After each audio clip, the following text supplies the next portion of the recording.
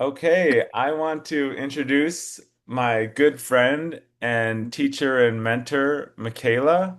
Michaela, thank you so much for joining us. I met You're welcome. Michaela in Turkey. We back in April, we spent like 15 days going all over like the Europe and the Asia part of Turkey and just such a magical experience. And during that trip, I learned how powerful of a teacher that she was. And I really wanted her in my life. I just felt like it wasn't by accident that she came in. And so I'm just really responding to that by soaking in the teachings that she's brought. And then I went to a seminar in September in Sarasota. It was a 4-day retreat. And it was one of those retreats where just life will never be the same after that retreat. So, Thanks, Michaela, Sean.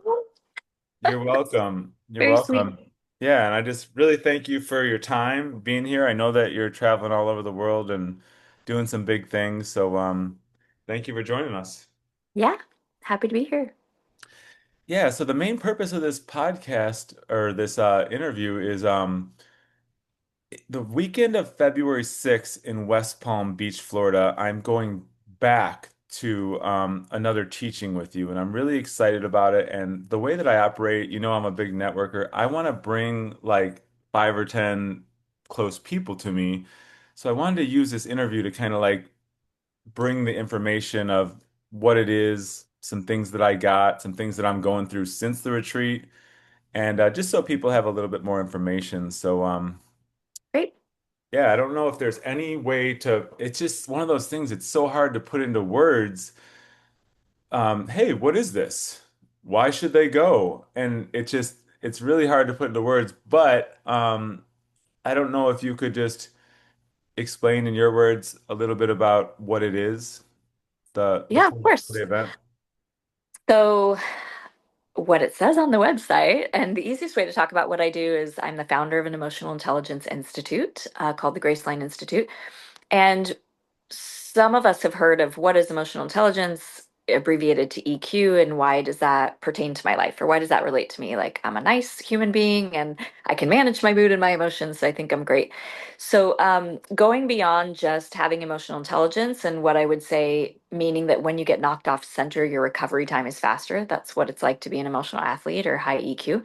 But what this curriculum and this work is really about is essentially interrupting any pattern in your life that is sort of like hijacking happiness, or anytime that you feel like you're on repeat, even if you're aware of it, like I'm totally addicted to sugar, I completely date knuckleheads, or I'm always late, right? Like we'll have this sense of like, I see this pattern, I know I've got it going on, right? Maybe it's a self-worth issue, maybe it's I've got a hot temper, maybe it's that I get treated like a doormat by every boss I've ever had. Like we'll sort of have a story or a narrative or a habit perhaps, or depression or anxiety or an illness or an addiction that we wish we could get rid of.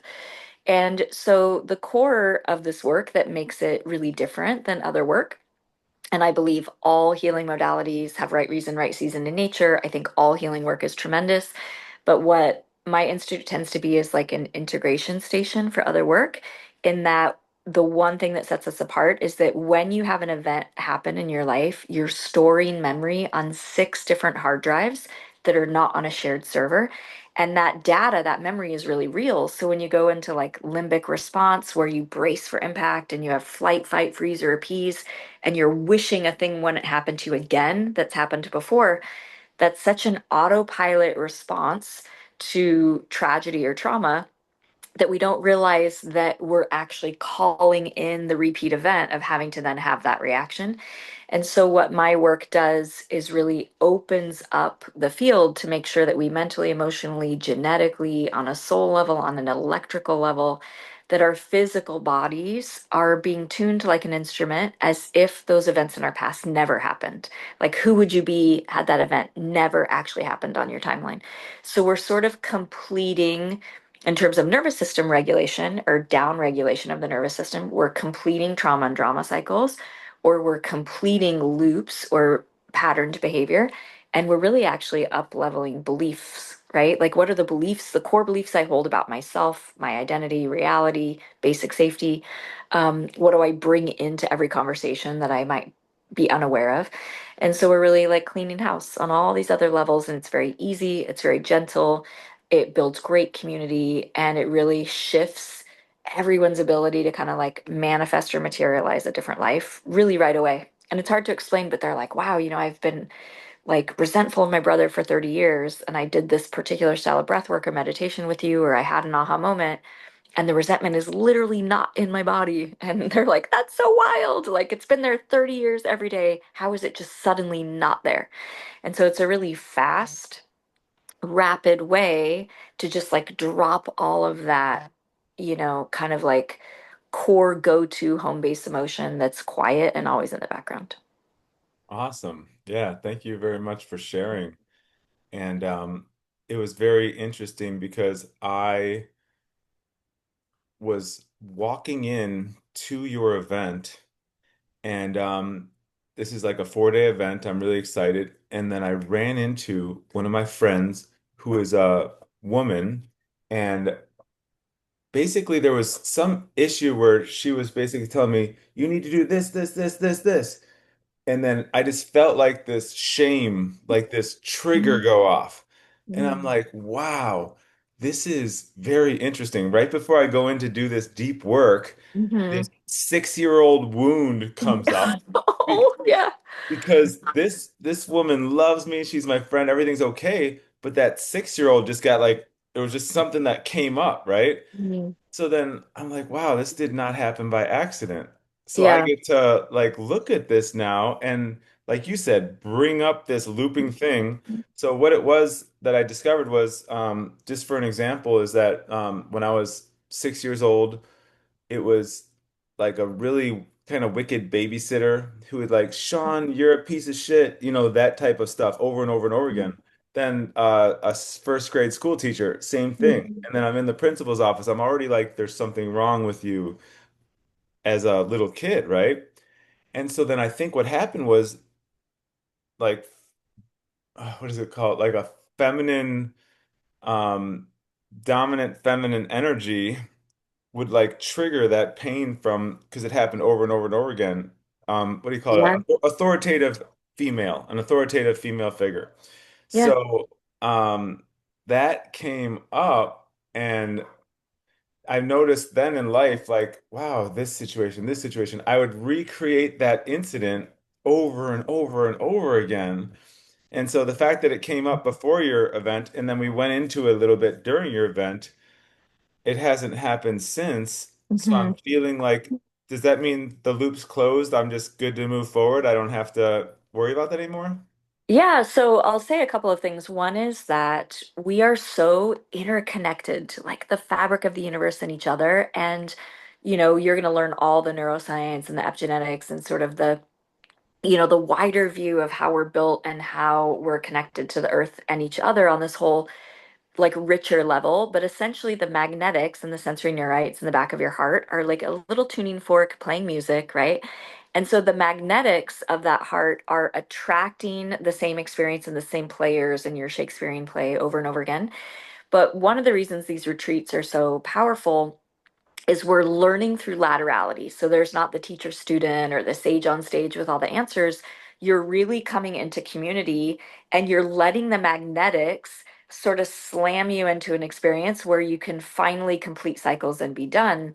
And so, um, once you sign up for the retreat, about a week before the retreat, people get activated, and exactly, it's like a synchronicity element of like, wow, there's this mystical force that's bringing me exactly what I prayed for, asked for, need, or wished for, right? So you're going to get activated right before an event, and then you get the opportunity to apply the skills you just learned right after an event. So, one, I would say that's common. But two, there is this element we don't talk about too much in our culture, which is that when you have what I would call a soul loss event, or when you have an event that changed you on the level of identity or reality or basic safety, so maybe you had like a really shameful moment where a babysitter talked down to you, or a teacher publicly humiliated you, or a really like verbally aggressive or abusive, like mom, stepmom, soccer coach, what have you, right? So if that happens once, it's more likely to happen again. But when I'm talking about soul loss, we actually do have a moment where we disassociate and the soul steps outside of the body. There's a micro tear to the electromagnetic field around the body and the physics of it, right? You'll learn the science behind this, but it's basically creating a vacuum where the fabric of space-time is going to call a repeat event or a similar person back to you, but just from a really basic autonomic response sensation in the limbic brain, you're going to be hyper vigilant about car theft if someone has stolen your car, right? Well, you're going to be hyper vigilant in the inner ear and the inner eye and the body and the heart and the softer 6-year-old side of you, that when someone changes their tone of voice or yells at you or talks down to you or publicly humiliates you, you're basically hyper vigilant looking for that behavior to avoid shame, but that behavior puts you right back into the shame because it was not fully healed. And so this style of work is really looking at those core events and completing them, like fully completing them. And a quick example that I will give that makes a little bit more sense when we're trying to think about soul loss, or like anytime you have an event where you're like, I was never the same after that car accident. I was never the same after that boy at the dance kissed my best friend, whatever it was, right? And we'll even be mean to ourselves and say, like, oh, that was some dumb old moment in fourth grade. Who cares? But it's actually a life-changing moment because you can create like 200 beliefs in that moment of what you don't want to ever happen again, and you guard against it, but then you also attract it. And so the easiest way to talk about soul loss is think about if you lost your car keys and you came to me and said, "Michaela, I can't find my keys. I'm late for work. I'm late for work." What's the first thing you and I are going to do? We're going to say, well, let's go look the last place you found them or the last place you saw them. Let's go find them the last place you saw them, right? So in the finding of them, we go to like, where is the moment that I remember I had them, and we'll backtrack from there. So literally, we are whole and complete and innocent and pristine and kind and self-loving and worthy until we have these jarring events that really scar us on the level of worth or identity. And so sometimes we're actually out hunting for the self and like, I'm just not the same. Who am I? Why do I not feel okay about myself? Why am I always anxious? Why am I always worried? Why am I always overcommitting or whatever the habit is? It's actually usually from soul loss. And we've got to remember, where's the last time I fully felt whole? Or where's the last time I took risks? Where's the last time I felt confident? Where's the last time I went all in with vulnerability and love, right? And there's usually an event that we didn't finish. And so the work that we're doing at retreats is really making sure we do soul retrieval ceremonies, giving you actual tool sets for conflict resolution, giving you an understanding of your go-to emotions or your go-to communication style. And we're really just like slowing it all down and making it very gentle and easy, but also giving you community, right? Where you're like, oh, I'm going to treat the people who trigger me or the people who say things to me or activate me, I'm going to treat that like it's the greatest blessing, on the planet, where there's something in me that's hyper reactive to that. And so we're also at the same time taking, in terms of EQ and psychological development, we're taking radical responsibility for our life journey. Awesome. Yeah, and I wonder if it's even this whole um female thing. I wonder if it's even shown up in my marriage because we've been together for 18 years, and from like a worldly perspective, I'm a great husband, I'm a great dad, but it's just been like this, there's like been this turmoil under the surface the whole 18 years where it's like Mhm. I'm not enough to be her husband, and then I would continue to find evidence. And so we're kind of like in this we were in this like business type relationship where it's like, okay, I'm the dad, you're the mom, you take the kids, I'll do this. And we're like, Mhm. teamwork makes the dream work. But there's like wall up in between us. Yeah. And so she's got her stuff, I got my stuff, and then we're showing up, and after the retreat, it was very interesting because all of a sudden, this is an exaggeration, but like picture her like this when she's looking at me, and then all of a sudden, like a month after the treat, she kind of like dropped her fists and kind of lift up her arms and like went in for a hug. Like not literally, but you kind of get the point is like there was like this unspoken like drawing closer together Yeah, like a about frequency shift for sure. yeah. So what I would explain from like an EQ, emotional intelligence, BQ, body intelligence, TQ, truth quotient, kindness quotient, like all these competencies you're learning at Graceline, what you're doing is taking radical responsibility for shifting what your home base need is. So like we're going to learn like am I always hunting for affection or attention or appreciation, or am I allowed to be myself? So when we have core worth issues or not enoughness, we're projecting that narrative onto others. And if there was hidden shame in your body, the only way, I mean, the body is not built for long-term stress. We can't handle feeling wrong, bad, not good enough for very long. We have to drop the weight. It's like you can't hold a 20-pound weight for 2 weeks straight, right? And so we're dropping shame by going into blame. And so a lot of folks who are in a marriage are actually in a combative stress management, like the world should be crazy in the world and it's us against the world kind of thing. But in all honesty, and this is what I specialize in with conscious coupling work, in all honesty, I would say about 85% of all marriages are actually not in a romantic partnership that's from unconditional love from the heart. They're in a combative second chakra or below competition, comparison, friction relationship. And there's no other way to say this, but 85% of marriages are in a parent child dynamic where they're actually rotating, right? Because if there's something unhealed in the child state, I'm not good enough, or I'm ashamed, or I got to prove myself, or an angry teenager, or that's not fair. What about me? Or I need attention, I need affection, I need appreciation. You're not giving me enough compliments. You're looking at someone else more than me. Whatever the narrative is, if there's something unhealed about our childhood, we magnetize a partner with the same mirrored image. So what happens is one has to be the adult that's trying to take care of your childhood wound. And then when you're having a really good day and they might be having a bad day, then you go into like fathering their childhood wound, right? And so, in addition to parenting these children that you're responsible for parenting, you might also be rotating parent child dynamics in your own marriage. So then there's a lot of like right and wrong making, or blame, or exhaustion, or fatigue, or you don't understand me, you don't really see me, right? There's not that leftover room for like the creativity of true romance or filling up your cup, or this is the person who accepts me unconditionally, who loves me unconditionally, who laughs at all my jokes, right? Where a marriage should be like where you can plug in your iPhone charger and feel like you're filling up your cup. But because of the way that our culture is structured, we're all overscheduled, we're all so stressed, and we're literally trying to prove our worth through the eyes of another in the outside world. So we're doing this game, right? It's like the gamification of love. We're doing this battle or this game of who's doing more and who did what right and who's getting it wrong, and you're not giving me what I need, right? And so there's this way in which we're all a bunch of kiddos having relationships with other kiddos.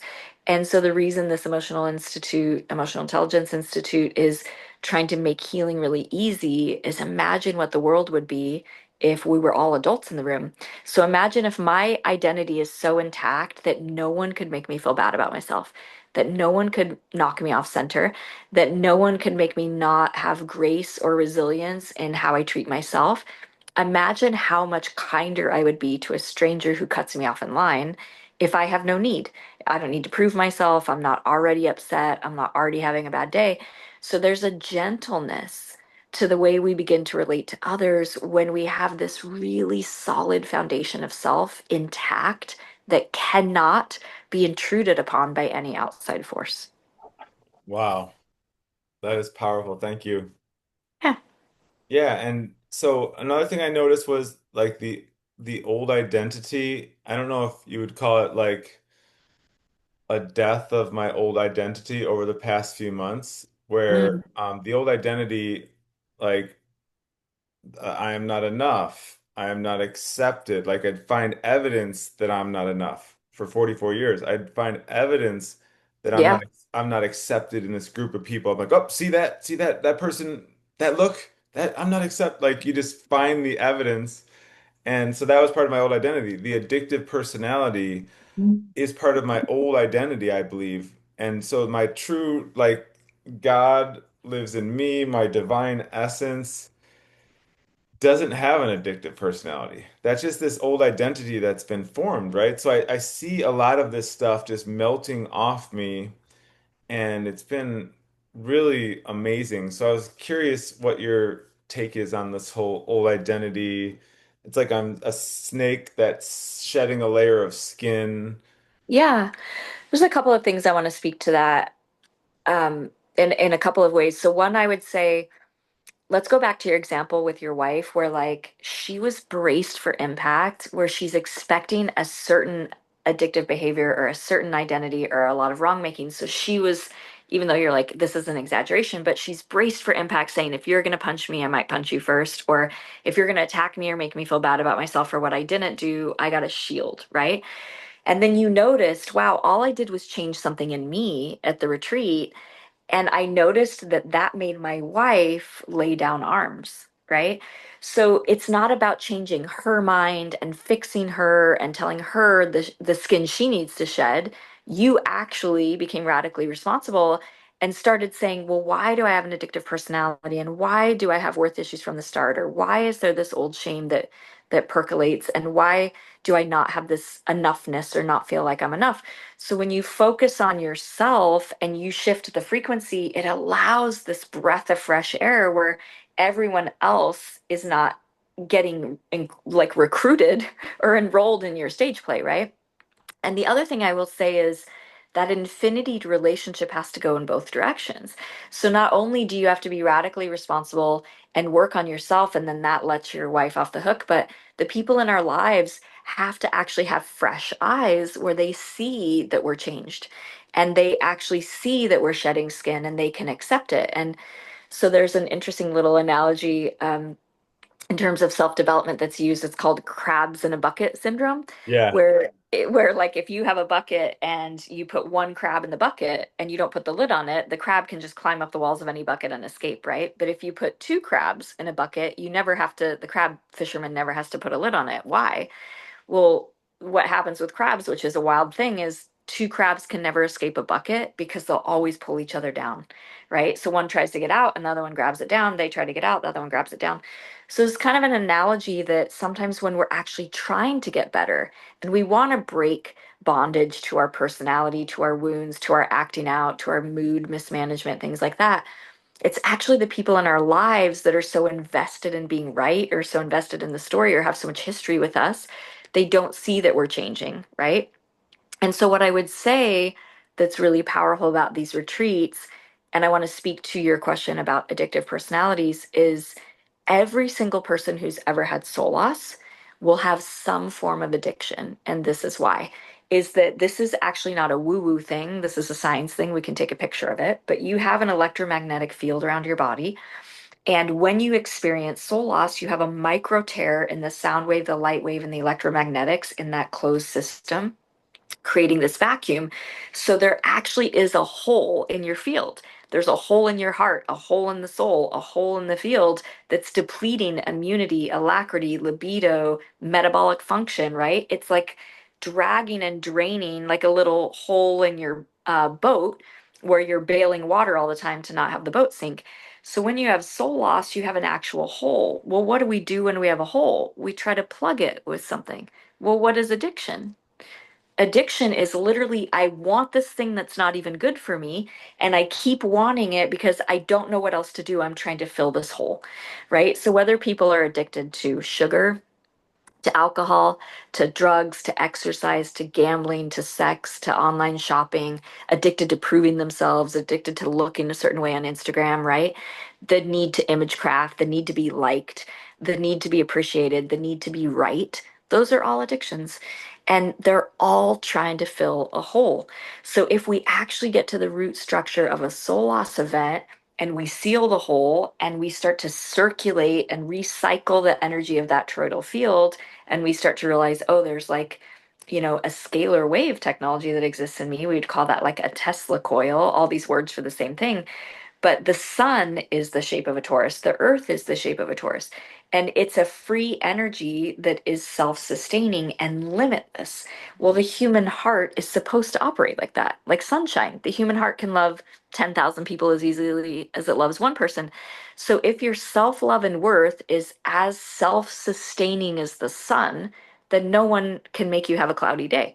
right? The sun doesn't ever say, I don't have enough sunlight, right? The sun doesn't say, I can't feel the sun. It is the sun, right? So if you are love, you're not hunting out there in the world saying, the people in my life don't love me enough. You don't love me enough. You don't like me enough. Well, if you are love, you're not grabbing at them, right? And so that healing of addiction, when you actually seal up the hole and heal something in you, it suddenly just falls away that you need obsessively to be filling in the space with something, right?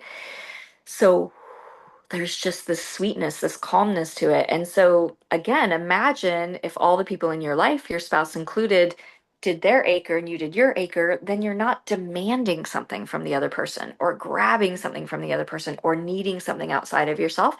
So a lot of the conflict just sort of like becomes irrelevant. It falls away because we're actually getting to the root structure of that hungry need that sometimes is in the body when there's soul loss.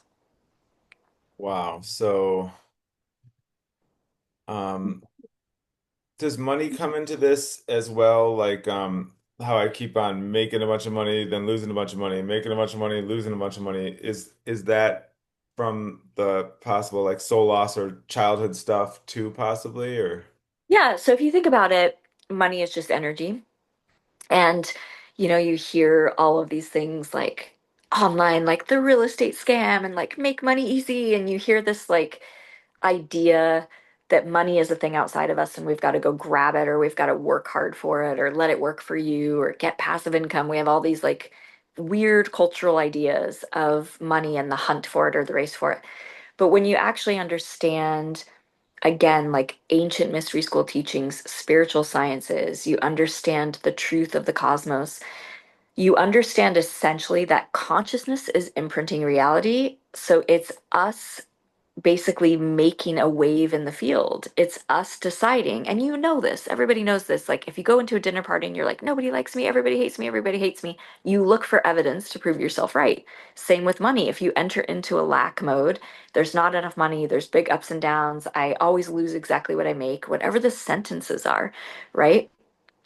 They're in the field. And so we're putting that imprint onto reality. And so whenever we have big ups and downs with mood and emotion, big ups and downs with health and non-health, like, I do a cleanse and I'm eating so healthy, but I'm miserable. And then I eat whatever I want and then I go back on a cleanse, right? So people will be erratic with exercise, with food, with money, with liking and hating someone. The ups and downs and all around are just showing the inner workings of an extremism or a dualism or a polarity. And as we start to really refine self worth and refine where we put our energy and attention, we'll notice that it creates a stabilization, especially with money, right? It creates a moderation or it creates a balance where things don't seem so erratic.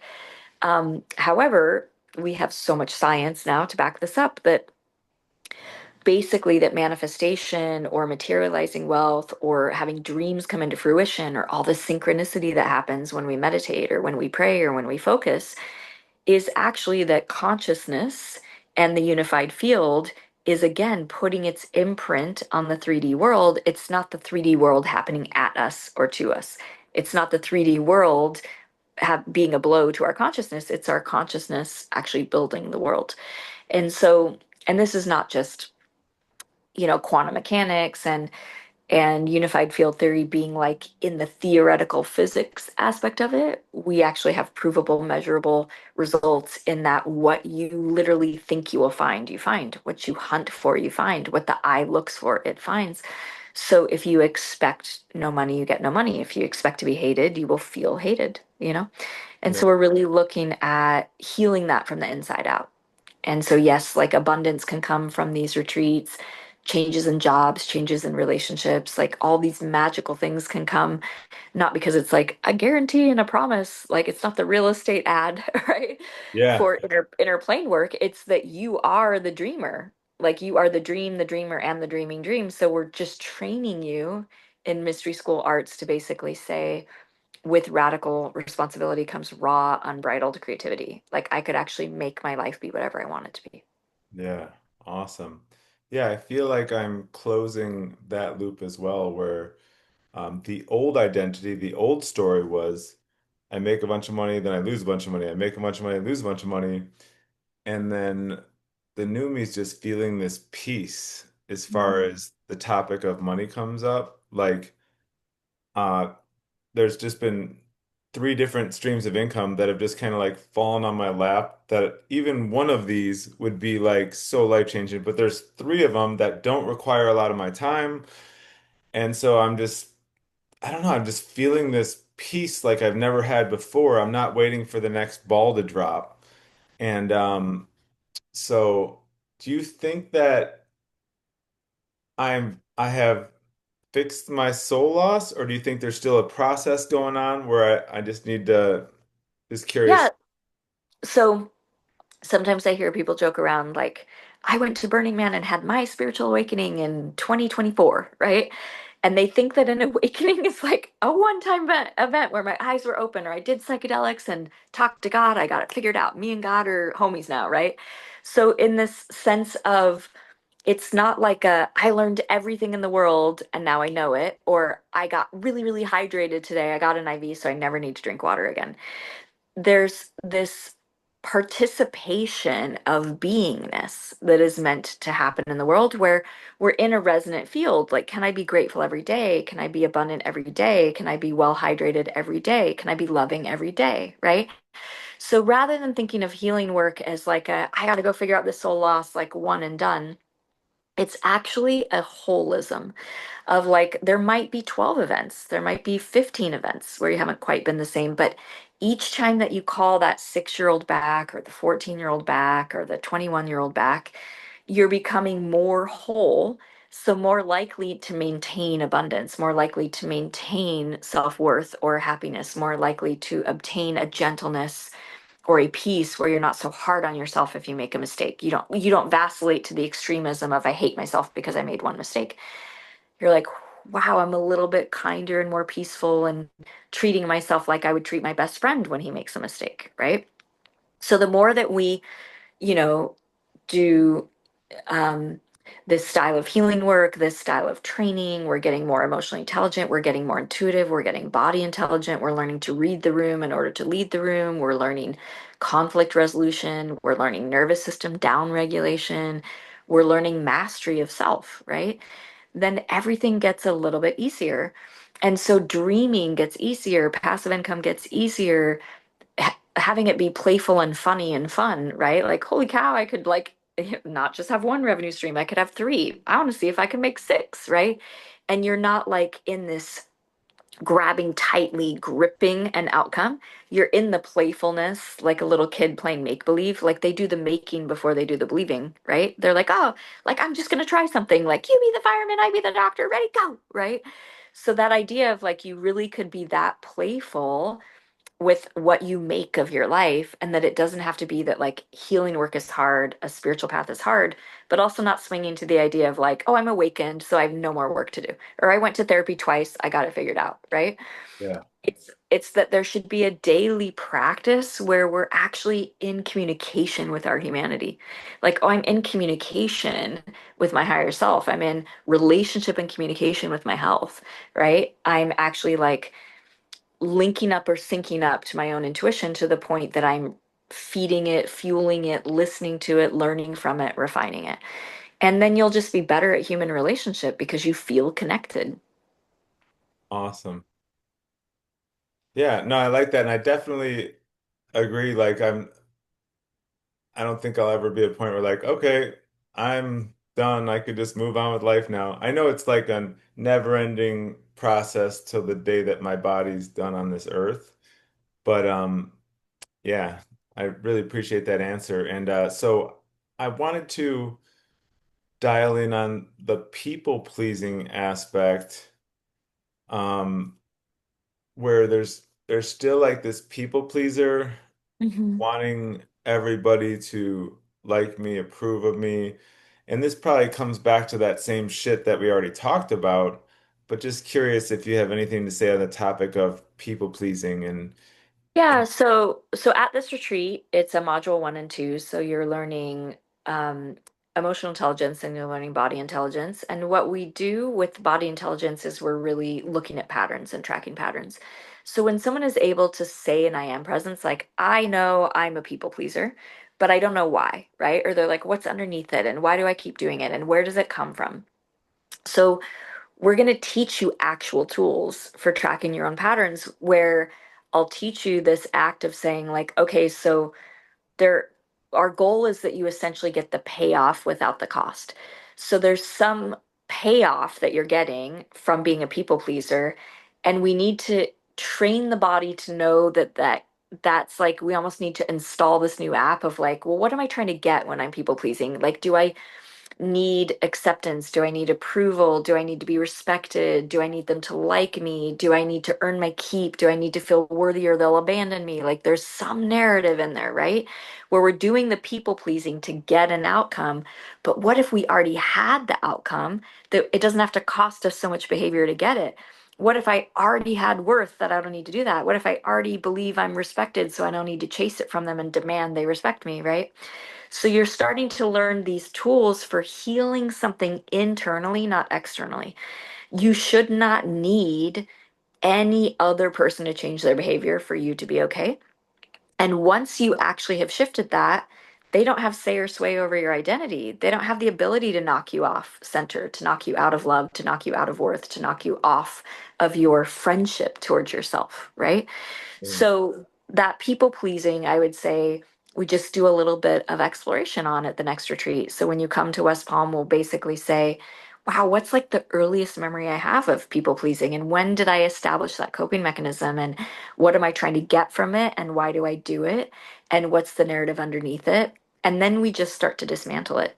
And then we give you a better, it's like a better operating software, right? Like we're going to give you an upgrade in that so that it's not a thing you have to engage in to get a certain agenda met or a certain outcome. Okay, awesome.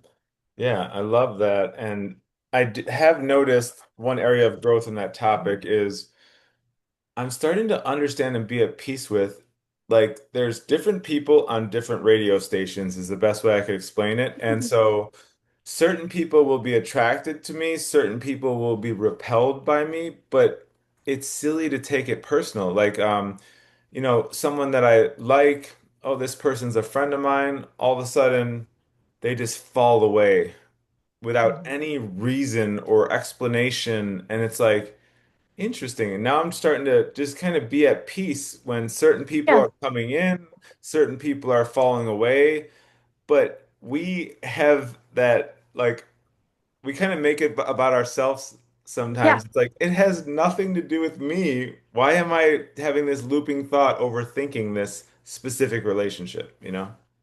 Yeah. So I have sort of, it's going to seem like a simplified way of saying this, but I actually do mean it, is like we wouldn't judge a saltwater fish for needing saltwater and a freshwater fish for needing freshwater, and neither habitat is right or wrong, right? So, what we don't understand, unless we've studied emotional intelligence, is that one, every time you have an emotion, you're making a chemical and you're fully responsible for it because you made it. It's being made inside of you, but also that it's measurable. So, you can measure emotion like the wattage of a light bulb or like the volts of a battery, and so I want you to start thinking about emotion as habitat. It's an ecological habitat. And like an aardvark is neither less than or more worthy or doesn't have more rights to home than a giraffe, than a little, mung bean, than a worm, right? So there's all these species in nature and they have equal rights to home and they're here to have an educational experience and they're here to have, food, air, and water supply just like us. So you're going to actually on your journey, because this is an educational simulation, you're here to raise consciousness, that's it, right? You're going to actually outgrow frequency, or they're going to outgrow you, or that person is going through a party time, or that person is going through an insular time and isolating. They just had a baby and they're going to stay home for 2 years while they've got a new baby in the house, right? One person might have a new job or they have a dream they're training for. So people are going to, in terms of frequency, outgrow people, shift seasons, shift reasons, right? And all that we need to do is just think like, oh, okay, like the habitat I need is different than the habitat they need, and no judgment. And they're doing them and you're doing you. But in our culture, we make everything about us, right? Or we're in this right and wrong, good versus bad, me versus you, red versus blue. So if we pass everything through good or bad, we're going to take it personally. And we're going to be like, wow, they're ghosting me, or they're not talking to me, or wow, I used to feel great hanging out with Billy, and now I'm exhausted when I hang out with Billy. It's not a judgment of Billy. It's sort of like, oh, does that resonate with me? Does that feel good to me? Do I need to step away?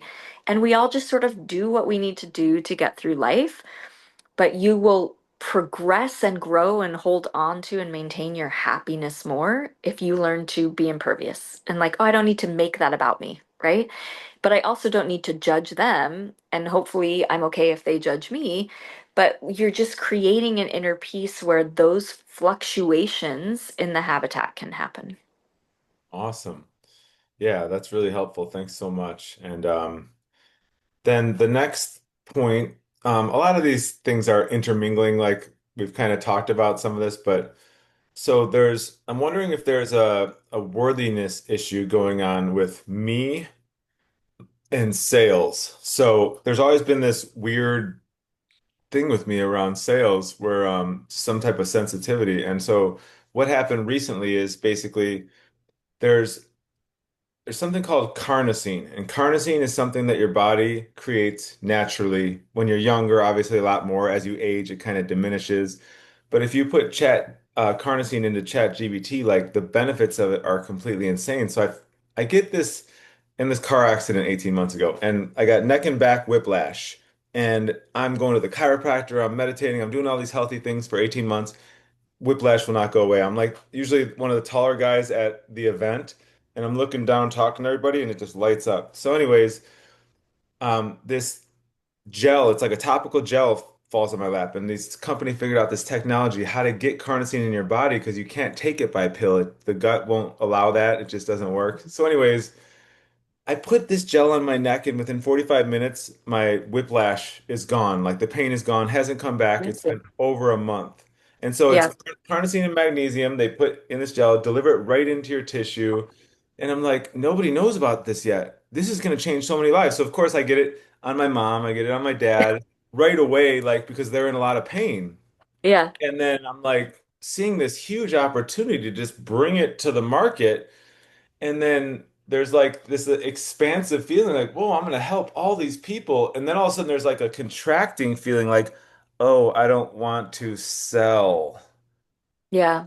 And so I was curious if you could unpack that at all, like what might be Yeah, showing so up. this is actually exactly what I would have you come to the retreat to look at. This is the perfect way in which someone whose name gets pulled out of the bowl, and it's sort of like they're coming up and we're all going to learn from them, and whatever gets healed in them gets healed in all of us.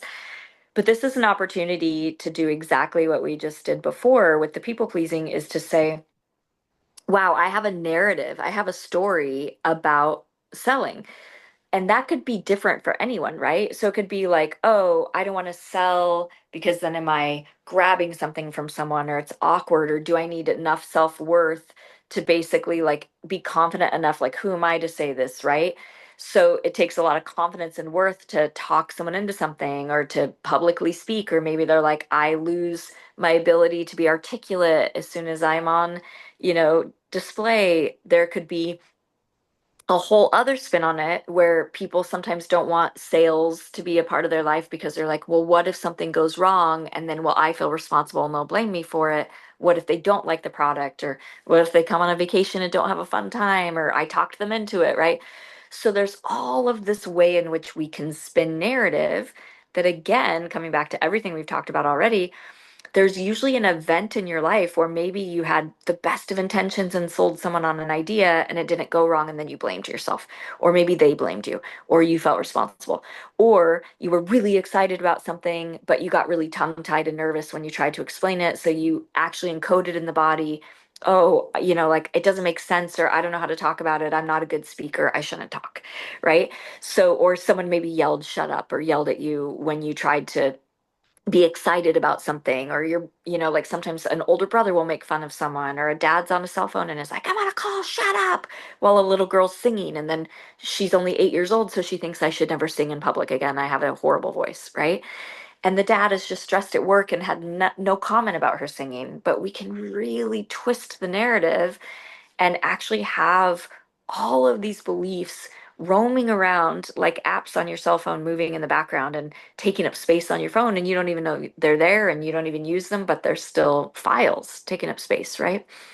So we're all kind of running programs or running patterns or running beliefs or running story, and we're kind of braced for impact, hoping a thing doesn't happen, but we're not tuned into the negative. So we're just sort of on the viscera, right? In the body, on this visceral level. The body just has an immediate yes or no, dissonant or resonant. It's like, no, sales. I don't want to do sales. But we don't know why, because there might be 12 reasons why. And there might be 12 events, and there might be really like weird nuance that we don't even remember that we decided that when we were 8, right? So for you, it's about being in this playful open space to say, I know I have a pattern and I'm going to be really curious and I'm going to be really gentle with myself. But like, what's the first time I ever felt like there was a sales thing? Did it go right or wrong? You know, was I sold something and someone totally ripped me off and I felt tricked, right? Or did I get taken advantage of? Or did I feel responsible because I got excited about something and talked other people into it and then we all got tricked? Or did I sign up for something that I thought would be great? Did I go take a job I thought I would love and then the job sucks and then I don't trust my decider, right? Like I make poor decisions, or did I date someone and it didn't go well, so I'm like my judgment's off. It could be anything.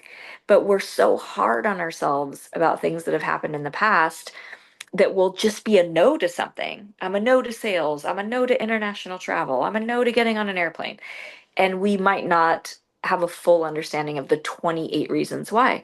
And so this work is about getting to the 28 reasons. So let's actually get rid of mess, memory, emotional energy, stuck in static story. Let's get mess out of the body on the subject of sales. So you've got to really look at me when I did sell something, me when I got sold something, me maybe witnessing my mom get sold something.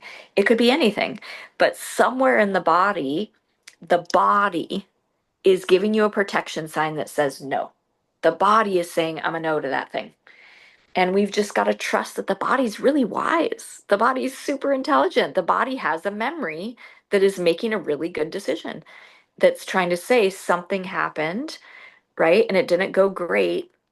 And I'm trying to help you out, buddy. I'm your best friend. Your body is your best friend. And it's like, I've got your back. I've got you covered. We're going to be a no to that thing until we actually get the trauma and the memory out of the body, and we up level to what you want it to be. What do you want sales to feel like? Oh my gosh, I could be open arms, being so excited to talk to people about something I love. I want to be of great service and tell everyone about the things I love.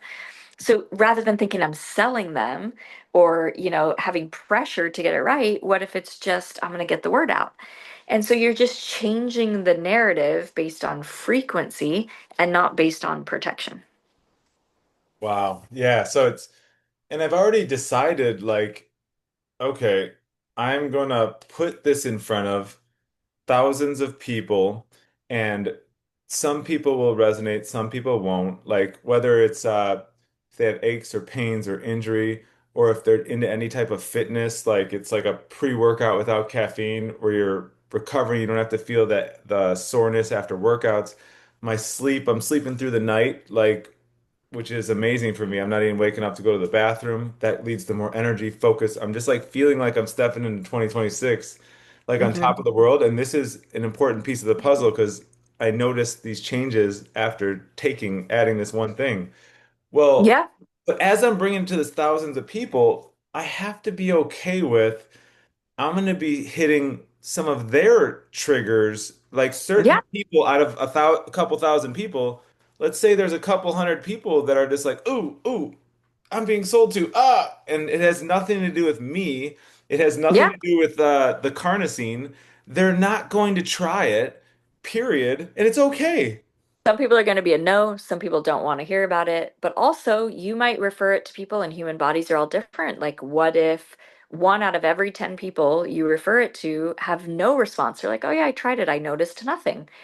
You have to be able to let that happen and not make that mean anything about the product, because it's not going to be right for everyone, but not make it mean anything about your worth, your identity. Did I do a bad thing by turning them on to it and they spent this much money on it, right? Like, this is what I mean by when we are an emotional athlete, you're becoming impervious to what other people think of you. You're coming into Einie and right relationship and equal balance to the world, not taking more than your share, not needing attention, not tugging on the field.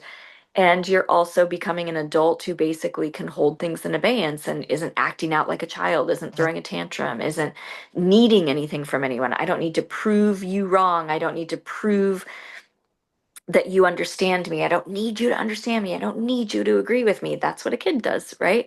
So as you move through this emotional intelligence training, you're actually going to not only heal that relationship to sales, but your identity is going to be so intact that you're like, hey, I know what my intention is. My motivation is to help people. My intention is to do good work. And I'm going to be okay with whatever happens. It's not for everyone. And I'm going to be at peace no matter what, because I know that my heart was pure when I did it. And so you're really just allowing that purity to be seen and felt. And frequency can always be felt, right? Truth always shakes out, is my Yeah. deep opinion of the world and of the Yeah. cosmos, right? So as you have more feedback from the universe of that, and you're like, oh, wow, I actually, when I start with peace and trust, I get more peace and trust. When I start expecting it to go right and go well, it starts to go well, right? So the more that you see evidence of that, then you become more expectant of good things. You become more trusting. You become more peaceful. So that's the feedback loop, right? So that chicken and egg is like the more that you can not care what people think of you, and the more that you can have confidence and faith, and the more that you can focus on the frequency of doing good, then you get evidence that it turns out well and good. And then when it turns out well and good, you have more confidence that you're doing a great thing. And so then you're shifting the biofeedback loop to be based on the frequency of what you want, not based on the frequency of what you're fighting or hiding. Okay. Wow, that's really powerful. Thank you so much for that. And And also, the only way to really get at all of this is just to come, just to try it, just to see. yeah. So, all of these patterns you're bringing up are really vital, but I think it's great for your friends to know that, like, you've come to these retreats before and you entered in with, like, a plan, like, I want to shift this thing. And it can get shifted that fast because that's how fast consciousness can bloom, right? It's really like you change your mind and you change your whole life. You change your whole reality the moment you change your mind. Awesome. And then I wanted to just move to looping thoughts. What do you suggest people do with the looping thoughts? Like whatever's coming in, like from the old identity, like, oh, I'm gonna lose all this money, or oh, this person doesn't like me, or oh, I'm not enough in some way. And it's like I'm still kind of getting some of these looping thoughts, and I'm trying to just kind of, okay, that's the old identity. Love you, but not needing you anymore, and just kind of like let the thought pass like a cloud in the sky. Come back to the present moment. I was curious what. Yeah, well, I would, my advice is that you can't ignore them, right? So the looping thoughts are actually memory, like looping in the field. So we actually need a system, which is what you learn at the retreat, is like, oh, I need a toolkit for actually deinstalling these sentences, right? So whether you're using applied kinesiology and muscle testing of like, what are my looping thoughts? Like, am I expecting this to go poorly? Or that guy thinks I'm an idiot, or I'm so dumb, or whatever it is, the little sentences that fly in, we need to be able to interrupt them right when we hear them and say no 3 times to them, right? We need to be able to actually like have a belief get deinstalled from the body and then choose something you want to believe instead and have a verbal, visual, visceral sensation of like, oh, I'm going to pull in a new belief so that I'm actually saying something positive to myself, not negative, right? When I'm about to go talk to someone new or what have you, right? So you're actually learning the skill to not just let the loop happen. So I love that you're actually trying to make peace with it. Like, oh, you used to believe that it's not that anyway anymore. But rather than just negotiating with the mind, right? There are actual practices where you're like, what if I upgraded my mind, right? So my language for that is like to update, like these are all programs, why not update them? So to update, upgrade, and upgrace yourself is to basically say, oh, I'm going to deinstall that and install something new, no different than the update I would give on an app to my phone, so that I actually never have that errant thought again. I don't want that looping thought to ever come back again. But they come back when they think they're serving you, and you have to give them an upgrade. You have to, like, you can't just take the GPS off your phone and go back to like trying to drive folding old maps in your car. If you're going to get rid of Waze because you think it's terrible, or Google Maps because you think it's terrible, well, you still need a GPS or a new mapping system that's better than the old one, because that's a tool that you need, right? So the goal here is that you don't just try to silence your beliefs or shut them up. We actually want higher beliefs. And so you're learning an actual skill at this retreat to say, oh, I'm going to deinstall the old, I'm going to update and upgrade something new. And I'm going to, every time I hear an old belief pop in, I'm going to stop and take a moment to change it so that I'm not just this like passenger, in my life, but I'm actually the driver of my life. So I think that anytime a belief like that comes up, it's an opportunity to heal something and it's giving you information about a protection, right? Those beliefs are in there from events that are in there. They're real memory and they're in there trying to keep you on high alert so that something doesn't happen again. So they're the chatter that comes from old memory. Wow, I love that because the way put a spin on it where it's not such a terrible thing. It's just It's something. actually giving you direction to like, oh, good, that's pointing me towards my next chapter. So the lacking thought comes in, oh, Sean, Bitcoin's gonna go to zero and you're gonna lose all that money in there. And like the thought comes in, I'm gonna lose all my money. And it's coming from something in the past. So I just say, no, no, no. And then I choose a different thought like I am abundant in so many ways. I have like the crypto income, the this income and this income. They're not even related to each other, so it's okay. However the dance unfolds, Yeah. I am You could I get am abundance. Yeah, you could get even more advanced than that, which is not even seeking any like attaboys or thank yous from the universe. You could literally have your morning meditation practice every day be to feel the feeling of Bitcoin going to whatever for everyone in the world. Like, oh, I'm going to feel the feeling of being so grateful. I'm going to pretend I'm on the phone call calling my best friend, being like, can you believe that Bitcoin just went to this amount? Da, da, da, da, da. Like, I'm so happy. And you're like flooding the field with the miracle of what you want the Bitcoin to be. And you're feeding reality with the feeling of so grateful already for it having happened already of what Bitcoin is making you, not, oh, I'm going to silence the thought of I'm going to lose all my money and Bitcoin sucks.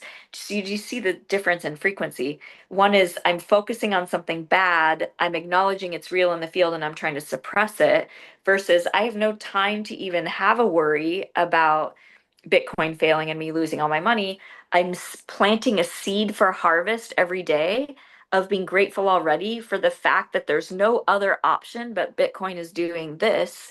And I'm feeling in my body the gratitude for how I'm receiving what it's doing for the whole planet and how many people are going to have wealth and richness and joy come into their lives of all the service that they can do to help humanity with all the money that's coming from Bitcoin, right? So you're actually presenting, creating, dreaming the life or the world you want to see, not trying to fix a problem of a thing you're trying to suppress that you think is going to happen to you no matter what. So you're getting out of even the idea that healing is to fix something.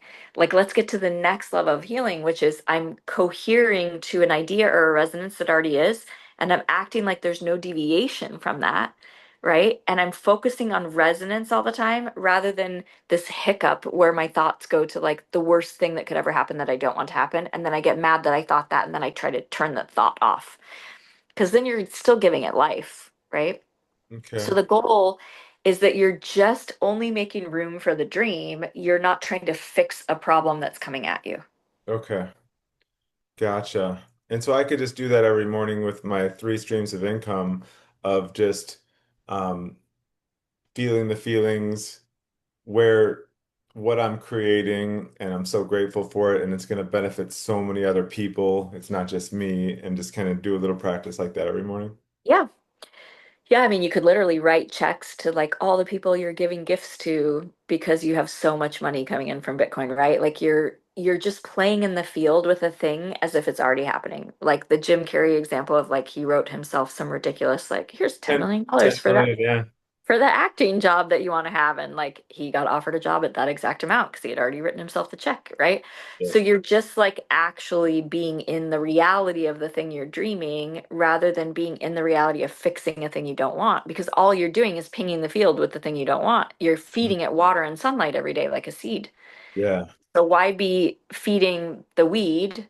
Why not go feed the seed? Okay, sounds good.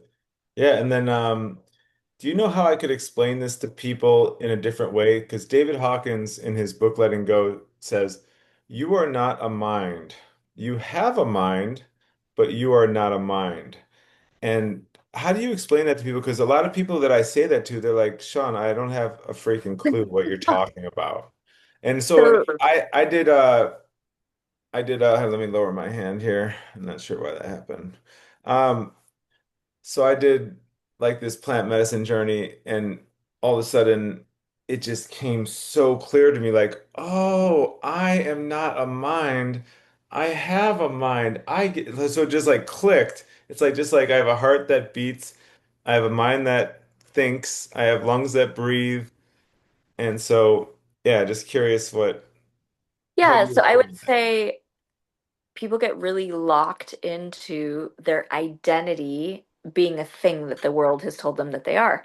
So, for example, like living in a mountain town with like the US ski team, if someone comes from like five generations of an Olympian, right? They're like, oh, I have the pressure that I have to like skiing and I have to be an Olympic skier and I've got to do better than anyone in my family. Like their whole identity is in their last name because I'm so and so, therefore I'm this, right? So you have all of these ways in which we think we are our bodies, we are the car we drive, we are our job. You're just creating a false reality of this thing defining my worth. So these are my eyes, these are my thighs, this is the country I'm from, I'm the funny one, I'm the smart one, I'm the reliable one, like wherever we think we were assigned personhood, right? And so we do that on the most basic level by thinking the thoughts in my head are me. I am my mind. I'm the story I'm telling. When really, that's a collection of little data bits of a lot of other people telling you who you are, and you could deny any of it or you could refine any of it. And so, in the same way that someone is not like if I only saw your right foot and I didn't see the rest of your body, would I know anything about you and have you totally figured out if I'm only looking at your right foot, right?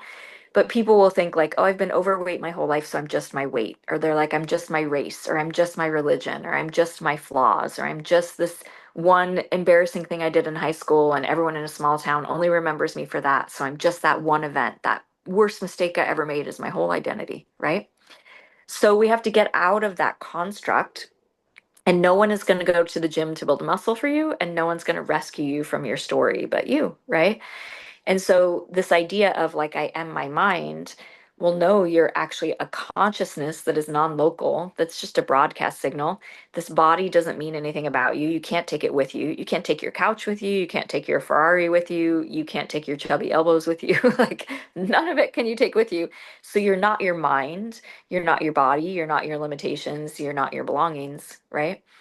And so the more that we can associate our consciousness with just being like a sliver of light that's going to leave this domain and go elsewhere, then we don't think, oh, the mind and all of my BS story and all of my limitations of thinking this thing is real or the world is real, all of that just sort of goes away. And so I would think more on the level of what can you take with you when you die? All of that is false. You don't take your mind with you when you die. You don't take your clothing. You don't take your country. You don't take your jalopy of a car. You don't take any of that, right? I also don't think you take your mistakes and you don't really take your narrative, although some people believe that you do. I don't believe in debt, right? I think you're just a piece of music and a piece of light that leaves this domain and goes on and has the next experience. And the mind is just the ego or the pit bull in the front yard that's like, my job is to bark. And I'm going to bark if I think something's scary and I'm going to tell a story. The mind is just putting a spin on things, and you don't actually take it with you when you leave, which is why we didn't come into this lifetime with a mind that knew every other past life or that knew anything that existed before this moment. All we really have is the moment. So the mind is not reliable anyway. It doesn't, it doesn't go with you. Yeah. So consciousness itself, the purity of your heart, I think soul is what matters. And we just need to tune to that. Like that's the part that goes with you. Awesome. Wow. Thank you. And last question, I want to respect your time, is presence. So basically I'm trying to be present in every moment. Like I am present. So wake up, say I'm going to brush my teeth. Instead of like I kept on falling into like do like, oh, what's my list today? Gotta do this, gotta this, gotta go work out, gotta go here. And there's been a lack of presence, but I feel like a big increase in presence since your event. And Mm. so I was curious if you could speak to presence because it's like when I go to brush my teeth, okay, I'm grateful for this moment. I'm grateful for another day that I have this clean water, this toothbrush, and don't have to go crazy with it, but just be in that moment and then go to the next moment and the next moment and then understand that life is unfolding. And I used to call these things good or bad. Like, oh man, my mom's doing really bad. This is horrible. Oh, I feel like crap. And I'm feeling some feelings like fear or guilt or whatever. Hmm. That's just part of my life experience. Just be in that moment. And then, oh, I'm up here. Oh, I'm with my kids. And there's this magical memory being made in nature. And this is so amazing. That was good. This is bad. Now I'm just kind of like letting it unfold and enjoying all the feelings. Um, Yeah. So when you take the wide view, then it looks like just a rhythm of one Kundalini snake of life, right? So like it's like, oh, the long calendar shows that there's like for every winter there was a summer. So then you stop having a story about the good and the bad and the ups and the downs, and you're not so knocked off center by them because you're seeing that they're a rhythm and a cycle that is actually a part of your educational experience that is meant to be there. But I will say, you're going to think this is my answer for everything, but it kind of is that when we have soul loss, we don't know how to be present because we actually have a vacuum tugging on us. We're actually losing time. So when you have soul loss, there's always something wrong, always something missing, always something lost. You're always out of time that like you don't know how to be present because we have anxiety or depression. So depression is the past tugging on us. Anxiety is this worry about the future tugging on us. We're like out of sync with time and we don't know how to be in the eternal now or the present moment because there's always this kinetic nervousness that's there. So the more that you seal up the holes of events and soul loss, when the more that you can calm the nervous system and the more that you start acting like a full Taurus that's feeding itself, meaning I'm a limitless energy, suddenly you're in the midline or the dural tube of like, wow, this is a beautiful moment with my kids. I'm so present because you're actually not at this deficit where something is constantly seizing your energy like a drain, like a tug, like a vacuum pulling at your life force all the time, right?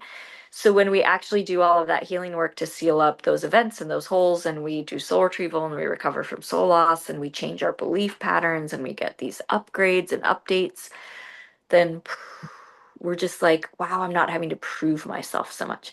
I'm not having to chase something. I'm not like trying to fill this hole, right? So then you have this natural occurring organic structure to the present moment. You're like, wow, I'm just right here and things are beautiful.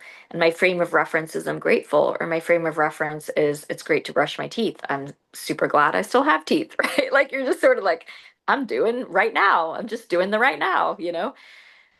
And so I think that that comes, which is why you hear about every spiritual tradition, no matter what religion or what tradition, the more that someone gets internal and self-reflective, they sort of come into compassion and peace because suddenly they have the answers to the cosmos that's not about separation. They have connection. wow, And so you're really moving your journey to be an internal one rather than an external one. amazing. Yeah, Wow. I am it's pretty great. so grateful for your time and you're just so amazing with the gift that you've been given. So I really look forward to introducing a lot of my friends to you and going on this journey called life together. Amazing. Can't wait. I'm so excited you're coming back, and we'll see you soon. All right, you take care. All right. Thanks, Sean. Take care. Bye.